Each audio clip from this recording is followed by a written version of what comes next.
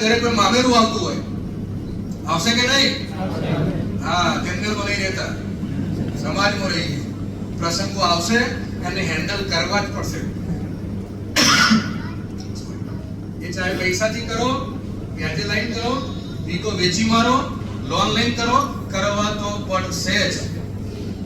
તો જે 2-3 વર્ષ પછી કે 5 વર્ષ પછી આપણે જે પ્રસંગને હેન્ડલ કરવો છે કે મારે 25 લાખનું મામેરું કરવું છે, તો એ વખતે 3 વર્ષની અંદર આપણે જે નોકરી ધંધો વ્યવસાય જે કરીએ છીએ એમાંથી ખર્ચો કર્યા પછી જે બાકીના પૈસા બચ્યા એને બચાઈને 3 વર્ષ પછી 25 લાખનું મામેરું કરવું સારું કે અત્યારથી 5 લાખનું એક એકાઉન્ટ બનાવી દેવું સારું અને 3 વર્ષ પછી આપણા એકાઉન્ટમાંથી 25 લાખ ઉપાડીને એનું મામેરું કરવું સારું, જેથી આપણી સમાજમાં નામ નહીં ઇજ્જત રહે?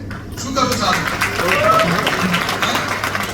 ઉદાહરણ તરીકે તમે 10 લાખનું એક એકાઉન્ટ બનાવો છો, મહિને 5% પ્રોફિટ આપણને મળે છે, રાઈટ? તો 12 મહિના પછી 18,300, 2 વર્ષ પછી 33,500 અને 10 લાખની અંદર ઓછામાં ઓછા 55 લાખ રૂપિયા 3 વર્ષે આપણે અહીંથી કમ્પાઉન્ડિંગ રિટર્ન મેળવી શકીએ છીએ.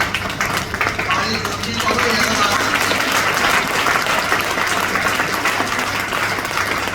એના ઘણા બધા લોકો બેઠા છે જેમના 2 લાખ, 5 લાખ, 10 લાખ, 15 લાખ, 20 લાખ, 50 લાખ, 1 CR ના એકાઉન્ટ છે જે અહીંયા બેઠા છે.